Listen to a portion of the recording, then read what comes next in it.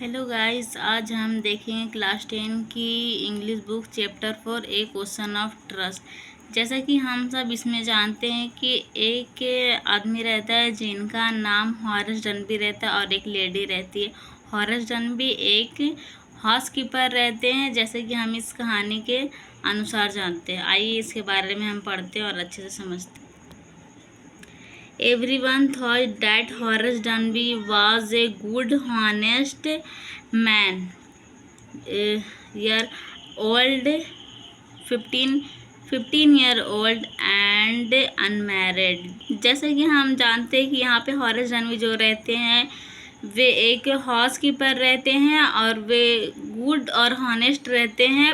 उनकी year 15 year यानी कि उनकी 50 साल की एज रहती है और वो एक हाउस कीपर रहते हैं जो ताले और चाबी का काम ही करते हैं, जैसा कि हम जानते हैं। और आगे इसके बारे में देखते हैं। और उनकी शादी भी नहीं होती और सभी लोग ऐसा सोचते थे कि हॉरेस डनबी एक नेक ईमानदार नागरिक था। वह लगभग 50 वर्ष का था। जैसा कि हम जानते हैं वे उसके साथ एक चौकीदार रहता था जो उसके स्वास्थ्य के लिए बहुत ज़्यादा चिंता करता था, क्योंकि उसे एक बीमारी थी जिसे खांसी का बुखार, गर्मी का बुखार कहते हैं। गर्मी का बुखार एक ऐसी बीमारी थी जिसे हम एक तरह का एलर्जी कह सकते हैं। और हॉरेस डनबी के बारे में हम आगे जैसा कि हम जानते हैं कि हॉरेस डनबी के बारे में सब ऐसा ही सोचते थे कि वे एक बहुत ही अच्छी आदमी है और बहुत ही ज़्यादा ईमानदार है, पर ऐसा नहीं है। क्योंकि हम ऐसा कह सकते हैं कि वो एक गुड इंसान है, पर पूरी तरह से वे हॉनेस्ट नहीं है,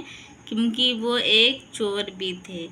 जैसा कि हम जानते हैं कि उसके स्वास्थ्य के लिए वे बहुत ही ज़्यादा परेशान रहते थे, क्योंकि उसे एक बहुत ज़्यादा प्रॉब्लम होती थी उसके स्वास्थ्य की, जिसे गर्मी का बुखार के नाम से हम जानते हैं। वे ताले बनाने का कार्य करते थे। इस कार्य के लिए उनके 2 सहायक भी थे तथा अपने व्यवसाय में वह काफ़ी कामयाब था और वह अपने काम में बहुत ही ज़्यादा कामयाब था। हॉरेस डनबी एक अच्छा और सम्मानित व्यक्ति था, परंतु वह पूरी तरह से ईमानदार नहीं था। जैसा कि हम लोग जानते हैं कि वे एक अच्छा इंसान था, पर वो एक पूरी तरह से वे एक ईमानदार इंसान नहीं था। इसका ये कारण है कि क्योंकि वो एक चोर भी थे, जिसे वो 15 वर्ष पूर्व हॉरेस डनबी एक कारावास पुस्तकालय में अपनी पहली और एकमात्र सजा काट चुका था। हॉरेस डनबी पुस्तकों से प्यार करता था और उन्हीं पुस्तकों के लिए वे चोरी करते थे और हर साल वह एक तिजोरी लूट लिया करता था। प्रत्येक वर्ष उसे जो कुछ करना होता था उसके लिए वह सावधानीपूर्वक योजना बनाता था। वह इतना धन चुराता था कि जितना वह 12 महीने के लिए पर्याप्त हो। ठीक है, वो इतना ज़्यादा चोरी करते थे जिससे वह 12 महीने यानी कि 1 साल पूरे अच्छे तरीके से बैठ के खा सके, इतना वे हर साल तिजोरियों की चोरी करते थे। और वे अपनी मर्जी के अनुसार हर साल अपनी मनपसंद पुस्तकें खरीदता था। उसके बाद अब जुलाई का महीने में चमकीली धूप में टहलते हुए उसने महसूस किया और वह पूर्ण रूप से आवश्यकता था कि इस साल की चोरी भी दूसरी चोरियों की तरह ही उतनी सफल रहेगी। मतलब उसकी चोरी इतनी सफल से की जाती थी जिससे ना ही उसे कोई पकड़ सकते थे और ना ही कोई उससे जान सकते थे। और इसी तरह वह 2 सप्ताह में सटोवर्गेज वाले स्थित घर का अध्ययन कर रहा था। मतलब वहाँ का जो एक सटोवर्गेज वाले घर था, वहाँ पे सिर्फ उसकी चौकीदार ही रहते थे और उसके बारे में ही वो सारी जानकारी प्राप्त कर रहे थे कि कहाँ पर क्या है, नहीं है, कौन सी चीज़ है, तिजोरी कहाँ पे पाई जाती है। क्योंकि वो चोरी करने से पहले सारी कुछ देख लेते थे, उनके बारे में सारी जानकारी लेने के बाद ही वह प्लान करने के बाद ही अपना काम करते।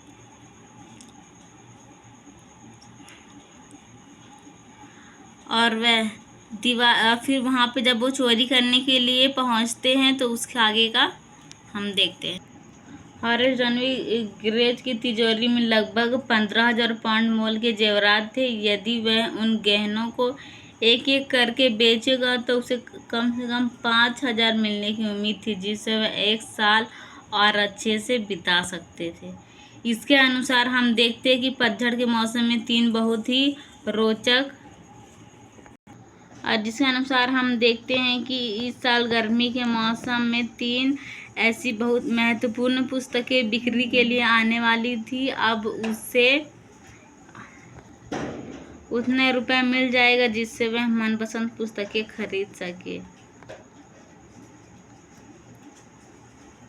उसने चौकीदार को रसोई के दरवाजे के बाहर हुक के ऊपर चाबी को टांगते हुए देखा था। चौकीदार को दरवाजे के बाहर हुक पर चाबी टांगते हुए देखते कौन? हॉरेस डनबी। और उसने दोनों हाथों से अपने पहले चाबी ली और दरवाज़ा खोला। वह सदा सतर्क रहता था ताकि अंगुलियों के निशान न रह जाए और वे एक गिलाफ पहनते थे हाथ में।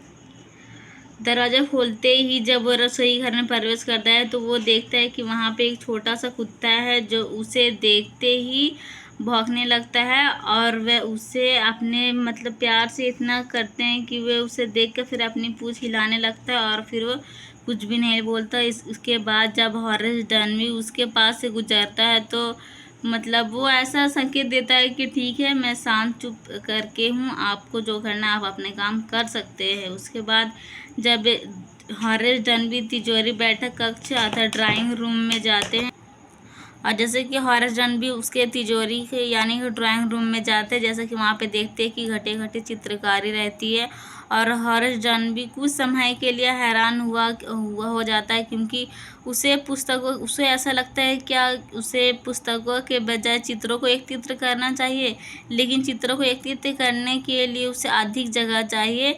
एक छोटे से घर में तो पुस्तकें ही अच्छी लगेगी। और फिर वो सोचता है कि नहीं, चित्र अगर करने के लिए बहुत ही ज़्यादा जगह चाहिए, जैसा कि नहीं है, और पुस्तकें एक छोटे से घर में भी रख सकते हैं। उसके बाद हम लोग देखते हैं मेज के ऊपर एक बहुत बड़ा गुलदस्ता रखा हुआ था तथा हॉरेस के नाक में कुछ कठिनाइयां अनुभव की। उसने जोर से छींक मारी और फिर अपना थैला नीचे रखा। उसने अपने औजारों को सावधानीपूर्वक निकाला और जब तक कि नौकर घर लौट कर आते उसके पास 4 घंटे का समय बाकी था। हॉरेस डनबी के लिए तिजोरी खोलना कोई मुश्किल का कार्य नहीं था। आखिरकार उसने अपना सारा जीवन तालों और तिजोरियों के बीच में ही बिताया। जैसा कि हम जानते हैं कि वे एक ताला बनाने वाले कार्य करते जिसे हम हाउस कीपर बोलते हैं। इसके अनुसार हॉरेस डनबी के लिए तिजोरी खोलना कोई मुश्किल काम नहीं थे और वे जोर से चीख मारते हैं क्योंकि फूलों की सुगंध दोबारा उस तक पहुंच जाती है, जिसके वजह से उसे गर्मी की बुखार यानी उसकी एलर्जी होने लगती है। और फिर हॉरेस डनबी ऐसा सोचते हैं कि लोग कितने मूर्ख होते हैं और वो इस तरह से यहाँ पे अपने सारे सामान को रख देते हैं। और एक पत्रिका के लेख द्वारा इस घर की सारी जानकारी प्राप्त कर लेने के बाद ही वो इस घर में आते हैं, जिससे सभी कमरों की जरूरत था। इस कमरे की तस्वीर भी दी गई थी कि वे उस घर में ड्राइंग रूम में ड्राइंग के पीछे ही तिजोरी परंतु हॉरेस ने पाया कि फिर उसके कार्य में बाधा पहुंचा रही। फूल जो वहाँ पे रखी हुई थी जिससे उसे एलर्जी हो रही थी, वे उसके काम में बहुत ज़्यादा प्रॉब्लम कर रही थी, जिसकी वजह से उसे बहुत ही ज़्यादा उसने अपने चेहरे को रुमाल द्वारा ढक लिया। फिर उसने गलियारे जहाँ पे वो गलियारे के अंदर में ही रहते थे तो वहीं से आवाज़ आई, यह कहते सुनी, यह क्या है, जुकाम या गर्मी का बुखार। ऐसे वहाँ पे कोई आवाज़ देती है और उससे पूछती है कि ये क्या है, जुकाम है या फिर गर्मी का बुखार। इससे पहले कि वे कुछ सोच पाता हॉरेस बोला कि ये गर्मी की बुखार है और वे बोलते हुए वे डर जाता है और आवाज़ आती है, आप जानते हैं यदि आपको यह पता लग जाए कि ये बीमारी किस पौधे से होती है, ये ख़ास तरीके से इसका इलाज कर सकते हैं। ऐसे वहाँ पे जो लेडी रहती है वो बोलती है, मेरे विचार से आपको चिकित्सा से मिलना सही होगा। और फिर हॉरेस डनबी वहाँ से कहते हुए मेरे विचार से वो कहती है कि आपको डॉक्टर से ही मिलना चाहिए क्योंकि ये एक छोटी सी बीमारी नहीं है, इसे बहुत ही ज़्यादा गंभीरता से लेनी चाहिए। अभी अभी मैंने आपकी आवाज़ को घर की छत पर सुना था। और ये जो लेडी रहती है उसके पीछे से आवाज़ आती है और वह बोलती है। उसके बाद वह एक शांत व दयालु आवाज़ थी, परंतु इसमें एक मजबूतम था। मतलब वो बहुत ही स्ट्रॉन्ग से बोलती है। और एक औरत गलियारे में खड़ी थी तथा शैरी उसके शरीर के साथ अपना शरीर रगड़ रहा था। वहाँ का जो डॉगी था वो उसके साथ में ही खड़ा था। वह युवा बहुत ही खूबसूरत तथा लाल रंग के कपड़े पहनी हुई थी। वह अंगीठी अलावा पास कर गई और वह वहाँ पर ही आभूषण गहने फैला कर रख दिए। इसके बाद फिर यहाँ पे हम देखते हैं कि शैरी लेट जाओ। उसने कहा, हर कोई यह जानता है कि मैं एक महीने से बाहर गई हुई थी। ऐसा वो वहाँ पे कहती है कि हर किसी को पता है कि मैं 1 महीने से घर से बाहर गई हुई थी। वह हॉरेस को ऊपर मुस्कुराया और उसने अपनी बात को जारी रखा। फिर भी मैं सही समय पर आ गई। हालांकि मुझे सेंधमार अथवा चोर से मिलने की उम्मीद नहीं थी। और वह कहती है कि मैं ऐसा उम्मीद भी नहीं कर सकती थी कि मुझे मेरे घर लौटने पे यहाँ चोर मिल जाए जैसे कि आप यहाँ पे हैं। हॉरेस जानवी की उम्मीद के अनुसार वो थी, क्योंकि वह उससे मिलने पर खुशी महसूस कर रही थी। यदि वह सही तरीके से उससे बर्ताव करे तो वह परेशानियां तो तकलीफ से बच सकता है। उसने जवाब दिया, मुझे यह उम्मीद नहीं थी कि मेरे घर में कोई सदस्य भी मिल सकता है। उसने गर्दन हिलाकर कहा, मैं देखती हूँ अथवा समझती हूँ कि मुझसे मिलकर आपको कितनी तकलीफ हुई होगी। आप क्या करने वाले थे यहाँ पे जो ये लेडी रहती है वे बोलती है हॉरेस जानवी की मैं सोच भी नहीं सकती थी कि मेरे घर में आने के बाद मुझे यहाँ पे कोई चोर भी मिल सकते हैं। और फिर हॉरेस जानवी ने कहा, मेरा सबसे पहला विचार अथवा मन था कि मैं भाग जाऊँ। ऐसा वहाँ पे सोचता है कि मुझे यहाँ से भाग जाने चाहिए, पर फिर वो ऐसा सोचता। फिर लेडी कहती है कि नहीं, बेशक तुम ऐसा कर सकते थे, परंतु मैं टेलीफोन द्वारा पुलिस को सूचित कर देती और तुम्हारे बारे में सब कुछ बता देती। वो तुमको तुरंत ही पकड़ लेते। ऐसा वे लेडी वहाँ पे बोलती है।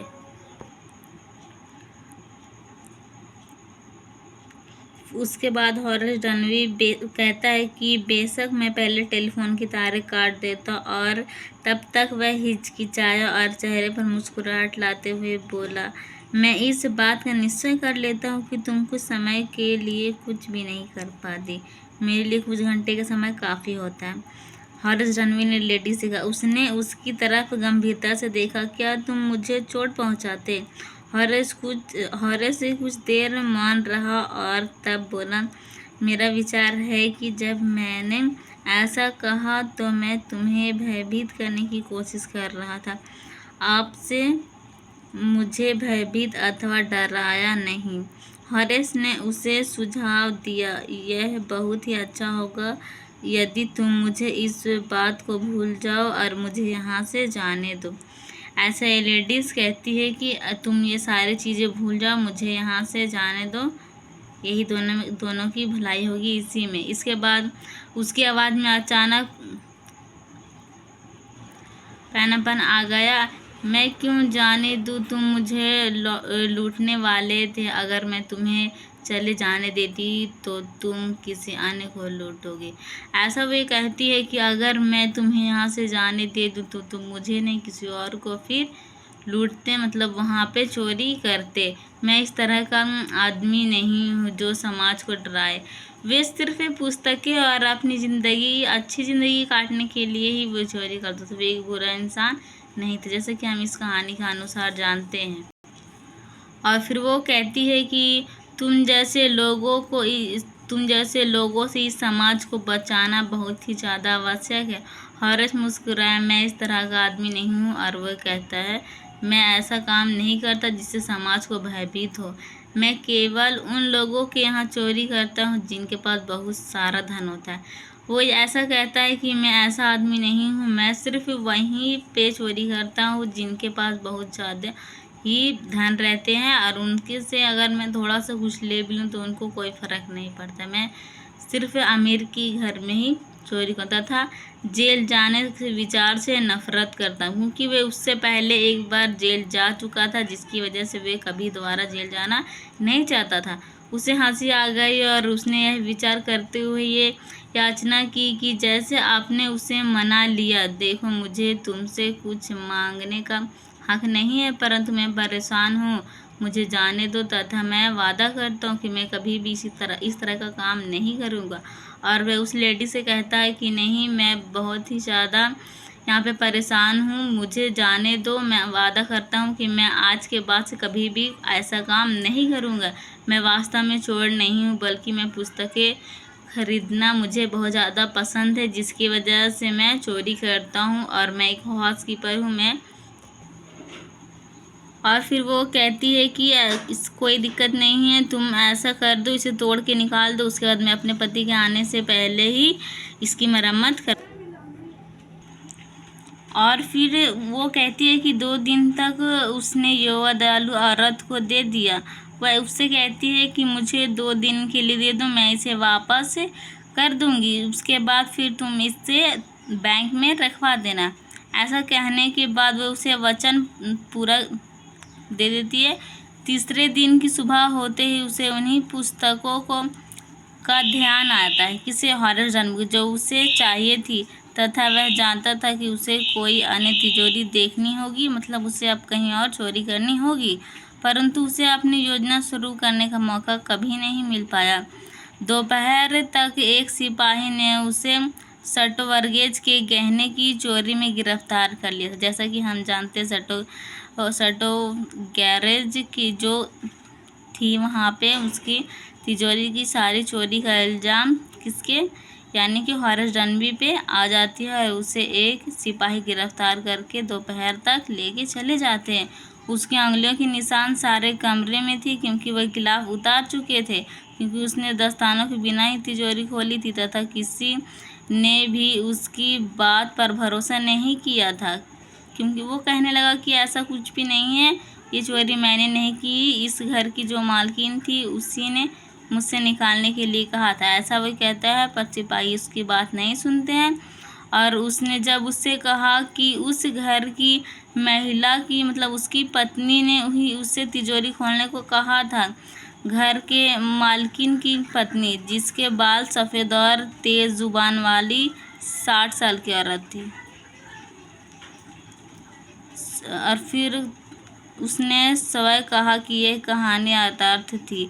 इस कहानी के अनुसार, और जब फिर उसके बाद अब हॉरस रणबी ग्रह कारण पुस्तकालय में शहर लाइब्रेरी है, वह अक्सर उस आकर्षण चालाक नवती के विषय को सोचता रहता है, और वह कहता कि वह कितनी ही जेल में रहते हुए सोचता कि वो कितनी गंदी लेडी थी जिसने उसे बेवकूफ़ बनाया, जो उसी उसे चोरी में थी। वो खुद एक चोरनी थी, जिसकी वजह से हॉरस रणबी उसे समझ ही नहीं पाया था, जिससे वह था कि जिसने उसे चकमा दे दिया। वह बहुत क्रोधित हो जाता है जब कोई व्यक्ति चोरों में अपनी आदर सम्मान अथवा वफादारी की बात करता है। जैसे कि हम लोग जानते हैं कि हॉरस रणबी असल में इस कहानी की चोर हॉरस रणबी नहीं, बल्कि वो लेडी रहती है, और जिसकी वजह से हॉरस रणबी यहाँ पे सारे इल्ज़ाम उसी पे आ जाता है। और लोग ऐसा कहते हैं कि हॉरस रणबी एक ईमानदार इंसान थे, पर वे पूरी तरह से ईमानदार नहीं थे, क्योंकि वे पुस्तक को खरीदने के लिए चोरी करते थे, और वहाँ पे एक लेडी आती है जो उसे बेवकूफ़ बना देती। इसकी वजह से वे ऐसा सोचते हैं कि वे बहुत ही ज़्यादा गंदी थी, और वे उससे मतलब बेवकूफ़ बना के चली गई, जिसकी वजह से हॉरस रणबी को अब मतलब जेल में सज़ा काटनी होगी। इस कहानी के अनुसार हम इतना ही जानते हैं कि हॉरस रणबी एक हाउसकीपर रहते हैं, और वे पूरी तरह से ईमानदार नहीं रहते। इसके बाद जब वो वहाँ पे चोरी करने के लिए पहुँचते, इससे पहले वो उसकी सारी जानकारी ले लेते हैं, पर वहाँ पे उस लेडी की जब आवाज़ आती है तो वो पूरी तरह से डर जाते हैं, और ऐसा सोचते हैं कि ये शायद इसी मालकिन ही होगी। पर फिर उसके बाद जब वो कहती है कि मुझे तिजोरी की मतलब पासवर्ड यहाँ पे इसकी क्या है वो भूल गई है, उसकी संख्या, जिसकी वजह से हॉरस रणबी उसे गिलाफ उतारने के बाद अपनी सारी गहने निकाल के दे देते हैं, और वे उससे वादा करती कि वे 2 दिन के बाद उसे वापस बैंक या फिर तिजोरी में रखवा देगी। पर ऐसा नहीं होता है। तीसरे दिन जब हॉरस रणबी पुस्तकों के बारे में सोचते रहते हैं कि उसे अब कहीं और फिर से चोरी करनी होगी पुस्तकें लेने के लिए। पर हॉरेस डनबी को ये पता ही नहीं होता है कि वो लेडी जो थी वो ही चोरनी थी, बल्कि उस घर की मालकिन नहीं थी। हॉरेस डनबी को ये पता चलता है जब सिपाही उसे आते हैं और गिरफ्तार कर लेते हैं। हॉरेस डनबी को बहुत ज़्यादा अफसोस होता है कि वे एक ऐसी लेडी को मतलब उस घर की मालकिन समझ रही थी जो खुद एक चोरनी थी।